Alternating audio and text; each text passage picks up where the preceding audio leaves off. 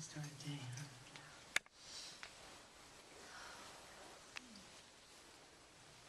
Thank you, Seth, for your beautiful sound healing didgeridoo and the heartbeat of Mother Earth is your company. Yes. Thank you. Seth is an amazing sound healer, and you have a concert coming up. I do. I did one last night here. I have a concert coming up this Friday at Sun Salute Yoga in Dana Point. So if anyone's interested in that, I can tell you more about it after the service. No, it was Friday night. Yes. Yeah, this Friday. What's the name of the place? Sun Salute Yoga. And Seth does his sound healing and breathwork concerts there once a month. And if you've never been didged, you should get didged by Seth. And thank you. This is Nancy Griffin. She's our guest speaker today. And she's going to be talking to us later on about awakening the one self. And Nancy tells me that she used to have a center in Dana Point a few years ago.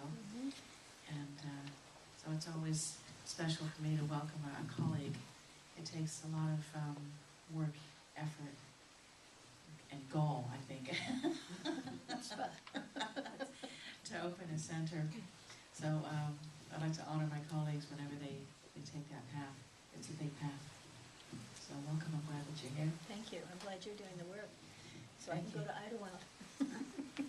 Yeah, I don't get to travel. This is my post. Yeah. We used to tell the movie Dances with Wolves when he said to the companion he was traveling with, "This is my post. This is my post. This is my post." So everybody else gets to go and travel and do. No, I just live in the mountains. That's where they put me. Oh, okay. That's your post? That's my post. Okay. Tried to move. No. So today I want to talk to you about self-care.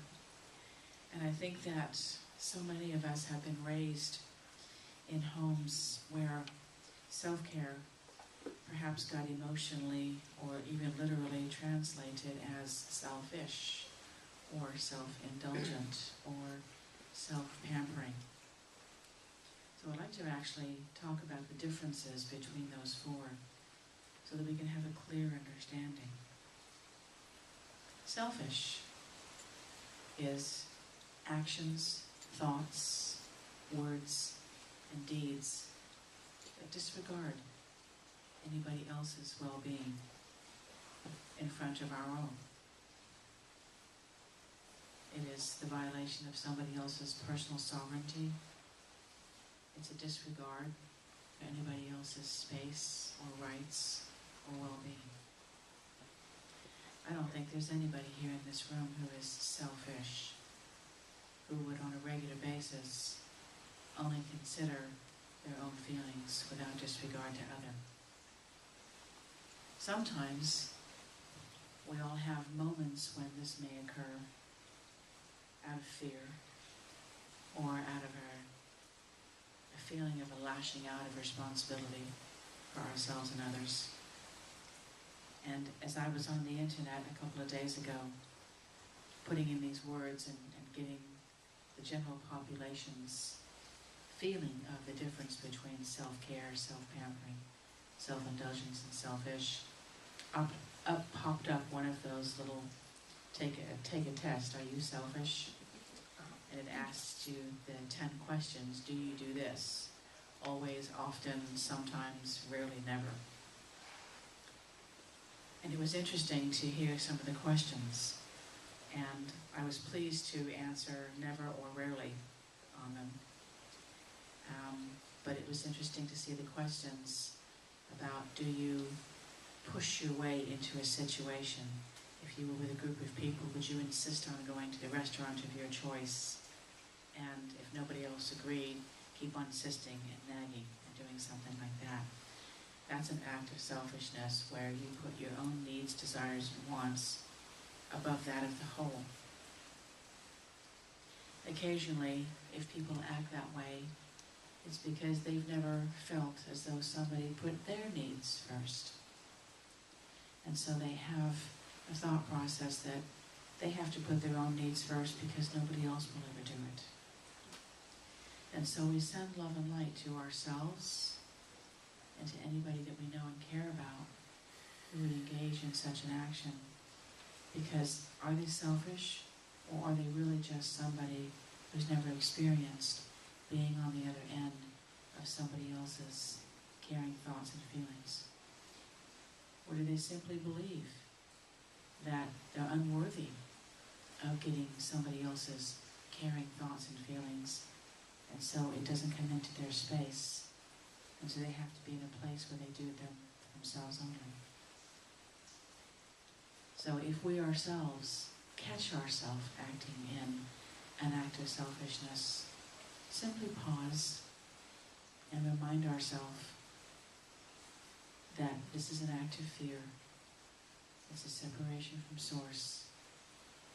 Recognize that this is not truth, and restore our own sense of well-being and self-worth to take care of ourselves and know that we are taken care of by Spirit. These feelings only come up when we are experiencing a moment of being separate from Source. Because if we are always in a place of being connected to Source, we know we're cared for. We know we're nurtured. We know we're provided for. We know we're looked out for. And an act of selfishness simply wouldn't be on our radar screen. And then there's self-pampering. And this is going and getting a mani and a pedi. Maybe sleeping in bed one day. Going and buying that new thing for yourself, that new pair of shoes or that new purse. Going and getting a haircut and telling them to go all out and do the extra oil treatment or the facial. And it's good to pamper. This is not self-care, but it is pampering, and that's okay. There's nothing wrong with self-pampering as long as we're not compromising our responsibilities to do something else, or we're not spending where we shouldn't be spending.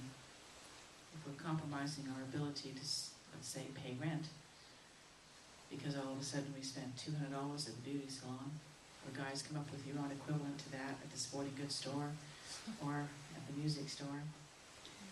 But if self-pampering causes us to go and do something that then leaves us in a situation of stress because we've had a moment of impulsiveness, and that's where self-pampering perhaps is not connection to Source. But if it doesn't compromise your financial stability, go and self-pamper, doing something fun for yourself. Again, that's not self-care, but there's nothing wrong with self-pampering if it's done with stewardship and responsibility. Self-indulgence is coming in from a day being so stressed that all you want to do is plop in front of the couch and have the remote control in hand with a bucket of ice cream or a bag of chips and just zone out in front of the television, when perhaps you should be getting up and going for a walk, or making something healthy for yourself to eat, or spending time with a loved one, or calling them, or meditating. Self-indulgence is that feeling of, oh, I just can't be bothered. It's kind of like a complacency. That's not self-care either. Self-care is, in some regards, an act of discipline. It's getting the rest that you need, as compared to being self-indulgent and saying, well, I'll just watch one more episode of Star Trek on Netflix. Is that anybody else besides me? Did that last night. I taught all day long, was physically exhausted, came home, plopped in front of the television, and just watched a few episodes of Deep Space Nine. Self-care is eating nutritious food. Not because of a parental thing of you shouldn't eat this, you should eat that, but because we care about our bodies. Because our bodies are our temples. And that means choosing between whether it's a low glycemic diet for you or a vegetarian diet. There's no perfect diet for one group of people. We all have our individual needs It means hydrating ourselves. It means keeping away from people who make us feel bad, because their energy is very negative. So we pull away in non-judgmental discernment. We never judge anybody if they're feeling bad, just because they've forgotten that their connection to Source keeps them in that place. We don't judge them, but you may choose to move out of their energy a little bit and send them love and light from afar. Non-judgmental discernment as to who you hang around. That's self-care. Self-care is review and reflection of the thoughts and the actions that we create to find out if they are on one side connecting to Source, or on the other side in an act of disconnecting from Source. Self-care is meditating and getting clear and breathing. Self-care is moving away from a job that we hate, that destroys our soul every time we get up and go in. A couple of hits on that one.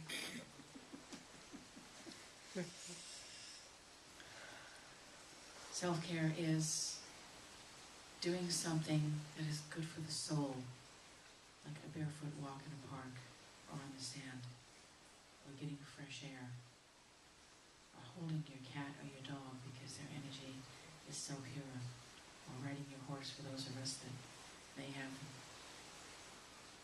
Self-care is self-acceptance, and it's void of self-judgment and self-reproaching statements. You often hear me say, you wouldn't let anybody talk to you the way you talk to yourself. We are so accustomed to speaking badly to ourselves, most of us don't even realize that it's happening. Something as seemingly innocuous as, oh, I'm so stupid, I forgot my keys. I mean, even just quoting that statement to you, I felt my heart sink. And yet we do that all the time. That's not self-care. That's self-sabotage. You always hear me asking you, please inventory your inner dialogue. Recognize and become aware of how you speak to yourself. Self-care is a divine responsibility.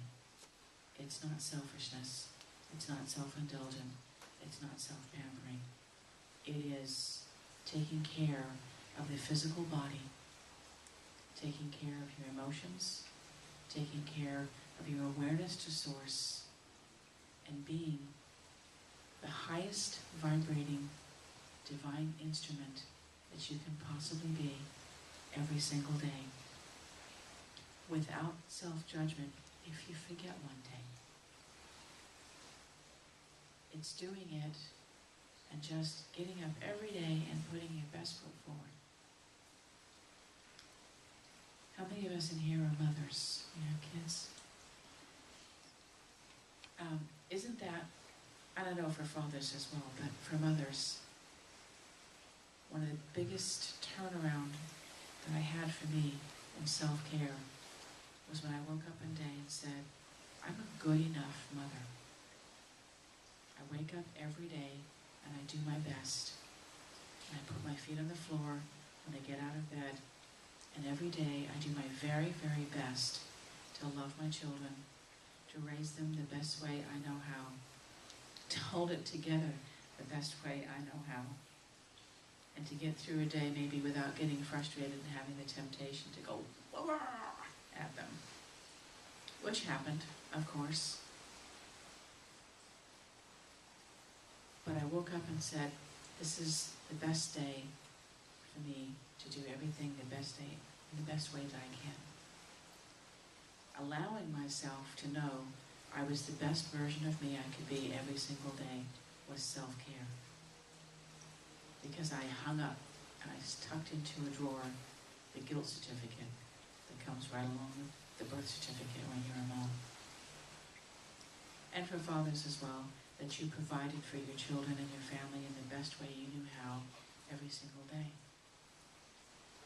So letting yourself off the hook for your seemingly imperfect actions is also self-care. Because that's getting caught up in the past, isn't it? That's reliving the past. Oh, my daughter didn't get good grades in high school because I was so tired that night that I didn't come home and help her develop good habits when she was 4. Or is that just me? No. Look what we do. That's not self-care. Because then all of a sudden your child has a parent who is so filled with non-self-caring attitudes. How can we possibly teach our children to self-care if we don't set the example? How can we teach the people that we work with, and our neighbors, and our spouses, and our friends, and our loved ones? How can we be a shining example of self-care if we don't start right here at home? Everybody on earth is a healer. Some of us have a business card that actually say the word holistic healer, holistic practitioner on it. But it doesn't matter whether you work for the post office, or waitress, or secretary, or the IRS. Yes, there are light workers that work for the IRS. It doesn't matter what you do. We're all healers because we all have the ability to engage in a process of poignant, graceful, gentle, loving self-care that honors the divine temple that we are, so that we can set this example for others and show them how to do it. And therefore we all become healers. That ripple effect, if you walked through a day and you didn't say, if you set the intention and said, just for today, I'm not going to say anything negative to myself. And if you catch yourself, then please don't reproach yourself for saying it. Celebrate the fact that you caught it. Get it? Oh, I said that negative thing again. See, I just can't do it. I'm so stupid. I'll never catch myself saying all those negative things. Okay. Celebrate that you caught the fact that you said something negative. Say, I caught it. I wasn't aware before, but now I'm aware. Rephrase it. Just take a moment to rephrase it. If you set the intention to spend a day of your life saying something positive to yourself each time, and I don't mean, as my English mother would put it, gushing, and saying things that you can't believe. Say things that you are believing. I am working on getting better at this. I am becoming more aware of my need to do this, and I celebrate my recognition of the fact that I stopped at half that piece of cake when I might have eaten the whole thing, as Shauna would tell us. Celebrate that you don't, dive in and eat the whole thing. Shauna's a nutritional therapist. I love her approach. You can have cake, just, don't have the whole thing. Celebrate each of your accomplishments, because then you're setting the intention to continue to look for celebrations. And you can start recognizing you do 1,000 right things every day for every wrong thing that you do. So why would you only concentrate on the thing that you do wrong?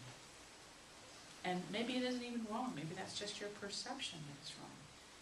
Maybe it's right because it's still showing you something that you need to look at.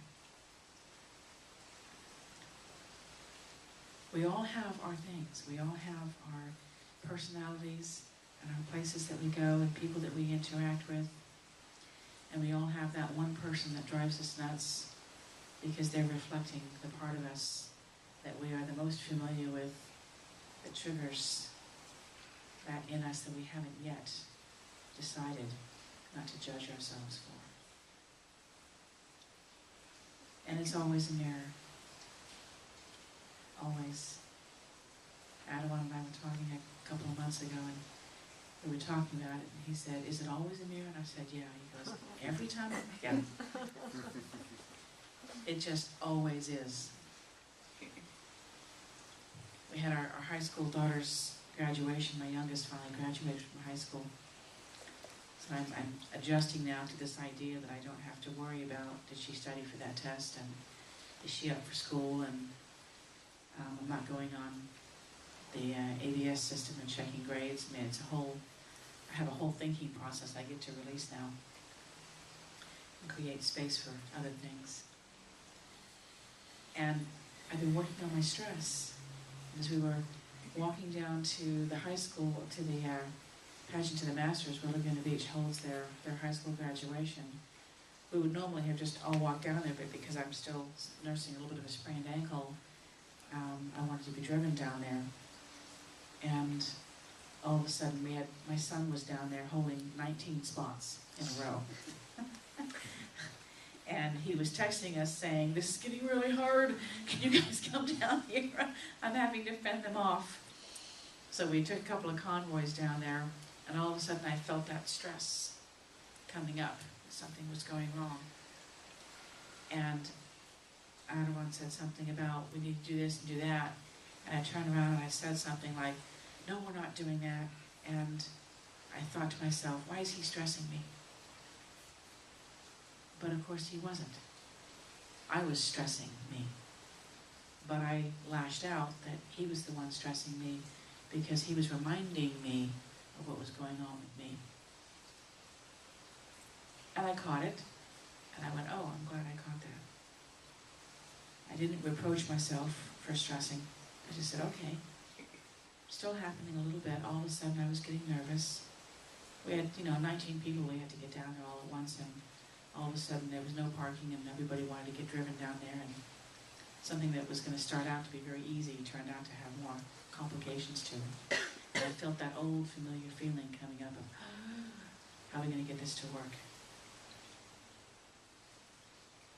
So what did that mean? It meant I was afraid something wasn't going to work out right and there would be chaos. Well, of course there's never really chaos. Everything always works out. It's only our perceptions. So I did self-care. I recognized that I'd had a stressful moment. I celebrated that it had been a long time between that moment and the one before it.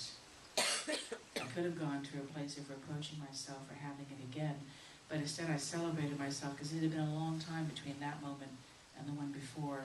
So I celebrated that they're happening farther and farther apart.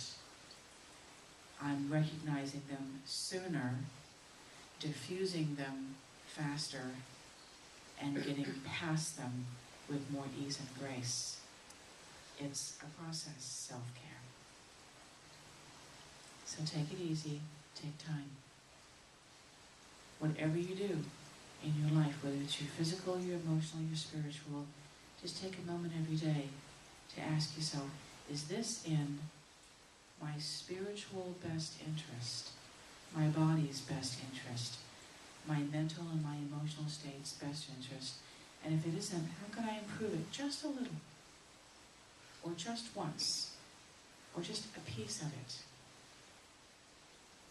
And then it's a process. And before you know it, it just becomes second nature. And you'll look back to a year before, and you'll see that you're a completely different person. That you're honoring yourself. And then you are a divine instrument. Honoring yourself in every way possible. Any questions? Yeah. I see everything as you do as a learning experience. So without the judgment, I just notice when I'm judging or not going in the direction that I need to go in. And it's just a really subtle correction without any guilt or blame. Yesterday I was teaching the Conscious Practitioner class in here, the one that you joined in March, and I said something in there, and I said we're going to be the largest spiritual community in Orange County. And a gentleman stood up and he said, "Can I offer you a correction?" He said, "You already are." And I said, "I accept that redirection." And I actually even decided not to use the word correction because it infers mistake. And so I said, I accept that redirection of my train of thought, that we already are. something. So let's use the word redirection. We're going in one direction of a thought process. Let's just redirect it to a positive one. Because we are not a mistake. We don't make mistakes. Everything about what we do is a learning experience. And we're creating and balancing karma, and we create some more karma over here, and so we go over here and we balance it. Everything is just balance, recreation. There's order in chaos. There's always order in chaos. Can you imagine if we decided that we lived in a world where nothing that happened to us had anything to do with us, that it was everything came from without there? What a shuddering feeling of being out of control. But everything comes from in here. Every thought, emotion, and process is created right here. And then, like taking a softball in your hand, you create that thought, you take it and you lob it out there, and at some point in time, you're going to come across the reality of that thought. And it gives the appearance of it happening to you, but it didn't. Everything happens from you. So we can choose to see ourselves as perfect divine instruments, working through all of our thoughts and processes. And actually, when you start taking on that perspective, being human is hysterical. We are so funny. Have a sense of humor about the stuff that we do and the things that we say. And when you recognize how disconnection from source makes us do sometimes the craziest things, you can laugh about it and say, oh my gosh, I actually thought that person could say something to me that could compromise my self-esteem. How ridiculous is that? That is just absolutely, when you think about it from that perspective, that my self-worth comes from such a divine, angelic energy realm of inspiration and high vibration. It is not possible that anybody could say anything or do anything that could take that away from me. And yet I believed in that moment they could. It's funny what we actually allow ourselves to believe. Having a sense of humor diffuses everything. Feel free to laugh at yourself when you have those experiences, because you recognize how completely untrue they are. Yeah. Life is like a self-fulfilling prophecy. We create it, and then we live it. And if we're lucky, we actually recognize that it came from within us. Hi, welcome. Any more questions? No? Yes, Sharon. I think you were saying, as far as the mirror, everything being a mirror, that's why I say that myself, but I'm not exactly sure how you meant that. Were you saying that when someone is offering their critique, their judgment, you know, that there's a mirror there, usually something that they are not doing, they don't do things that way, they don't say things that way, and so they're reflecting that out at you. Yeah. Exactly. Yeah. Yeah, I'll give you a small example. My mother is, she came down for my daughter's graduation, and she'd lost a lot of weight, and so she came to the door, and I said, well, Mom, I said, you look great, you lost some weight. And she started giving me a scenario of the calorie restrictions she'd been on and what she'd done. And then she looked at me and she said, now you've put on some weight. And I said, no. I said, not really. I said, I'm the same weight I've been for a couple of years. And she said, really? Because you look a little heavier. And I said, no, not really. I'm wearing the same size I did before. Now, if I was engaging in self-judgment over my weight, her statements would have hit me to the core. They would have taken me out of the knees. And then a friend of mine came over later on and she said, now she's gained weight, hasn't she? Now I can, what I understand is my mother is still, even though she lost weight, she's still grappling with her own self-judgment overweight, and so she projects out her own judgment within herself on other people. And I can recognize that lovingly about her, and I can say, sending you love and light, Mom, so that you can have self-acceptance and not be judging yourself by how you look in the mirror. And if I had had the same emotions, the same self-judging emotions, what she said would have crushed me. But I was able to say, no, look the same. And I just got compassion knowing that her statements were coming from within her own self, that she was projecting out. And see, that's what we do. We see what's a mirror. She was projecting her own judgments of herself, and she put it out there, and it was a mirror, and then she painted my face on it. And so she said it to me. But she really wasn't saying it to me. She was saying it to herself. And when we understand that when we criticize somebody else, it is simply a mirror of us that we have put their face on. And most beautifully, when we recognize that somebody else says something to us, it is simply they are looking in a mirror that they've put our face on, and it's got really nothing to do with us. What was it that Eleanor Roosevelt said so eloquently? Your opinion of me is none of my business. That's what she meant. That woman said that 60 years ago, 70 years ago. She got it. That's what she meant by that.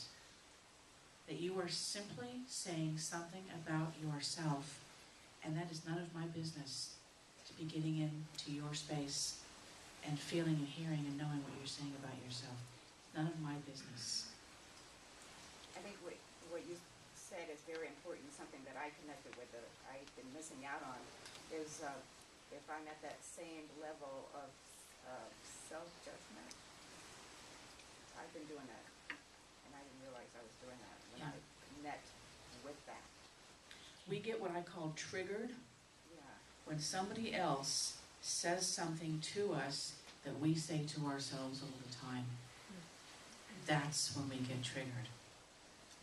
If I'm not saying that to myself, the fact that you say it, I'm not going to have an emotional reaction to it. You know, if you said to me, Rev Danielle, I'm so concerned about you. You are anorexic, and I'm just looking at you, and I'm seeing you just waste away. And my goodness, are you even a size 0? I would look at you and I would wonder what on earth you were talking about, because nothing that you would be saying to me would be reflecting anything that's true to me on any level. It's only when you say something that I've got cellular memory. I've said that to myself so many times, and then you say it, and then it just ignites all of that in me. And that's what I call getting triggered. Thank you. Yeah. So when you were triggered by your mom's statements, then you became a mirror to her, reflecting Yes. her. And I used to get triggered by her statements. Yeah. So then how she reacts is how she wants to react, and there's nothing you could really do to counteract that. Yeah, all I could do, and I said nothing to her. I just said no, not at all. And it was kind of like it went to the funk. It like diffused. Exactly. Yeah, it was punching air. Yeah. And so I said nothing to her. I didn't retort. I didn't go into a soliloquy about, Mom, you judging yourself. I just said no, not true. I was going to say, so before you were saying that when someone is kind of having that negative energy, how you can pull away and just send them from afar, that kind of love and light. And that's really easy with people that aren't involved so deeply through, like, family, for instance. Like, if it wasn't your mother, if it was just a person that you knew in the neighborhood, you probably wouldn't generally hang out with that person because she clearly was insulting, even though it didn't bounce on you, right? But since it's someone that's so close, and that happens to all of us, we have people around us that it's their issue, but unfortunately, we kind of have to be around them because they're involved in other people's lives that are involved in our lives. See, that's why family is so great. Because Because, and I know it's good to laugh. No, family is great because they are around us all the time, and they are going to show us our triggers. So in that case, it's more of a lesson or a learning or something you have to grow from. Now, last fall, when I was coming back from an event, I met with a man named Brian who had lost over 100 pounds. And he met with me and he was saying to me, you have to get away from all the people in your family who are triggering you so that you can self-care and lose the weight, and then when you get strong, you can bring your family back in. And do you remember that, Adeline? I had a rough week for about a week. I was so sad because I'm thinking, he's telling me I just have to cut my mother out and cut my father out and cut my sister out. And I'm like, you know what? He did that, but I decided I didn't want to do that. It wasn't worth it to me to get into a place of removing all of my triggers, being in this place where I could work on myself, and then when I got strong, bring my family back in so that they couldn't trigger me. And I went, no, you know what? That's not fair to them. Why should they get cut out of my life because I haven't worked on my triggers? Why should I hurt them and say, Mom, I'm not going to call you for 6 months or a year, I got to work on my stuff and you trigger me and I can't be around you.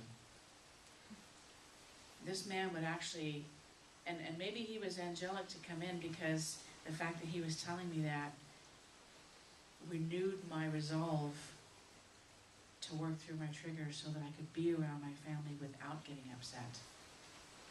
I think that's where it comes in that it's so weird. It's like, of course she didn't insult you because, you know, you've been working on yourself, that you know where you're going and you know that you're going where you want to be. But it's like, you kind of want to say to someone, where's your filter? Like, I mean, even though it doesn't hurt me, really, that came out of your head? Don't you think that you should have funneled that down to you? You look really pretty in your dress. Okay. Just more of an annoyance. Their filter has been compromised by self-judgment. That's where their filter is. No, that's where their filter isn't. It's been completely compromised by self-judgment. I think that's personally where it gets me. I don't get insulted when people say things to me because I feel very confident. But when they say it, I'm kind of like, really? Did you seriously just say that? Did that just come from your brain into your mouth without going through the coffee filter? You know, it's more than that. I feel more annoyed that they missed that part of socialism where it's like, you know, I think, and as you're saying it, that's just my own feeling. I'm just like, wow, I feel really annoyed because they missed that. And how do you tell someone that you've missed that without being as rude as they are? You don't. That's exactly. Excellent point. You don't. Right. Because you can't. Because they wouldn't be able to hear it. And so you don't answer, like I didn't to my mother, and you don't engage that kind of energy going back and forth. You let them hit air. And then my mother kind of looked at me because she was expecting or anticipating a different reaction. And when she didn't get it, the conversation just died.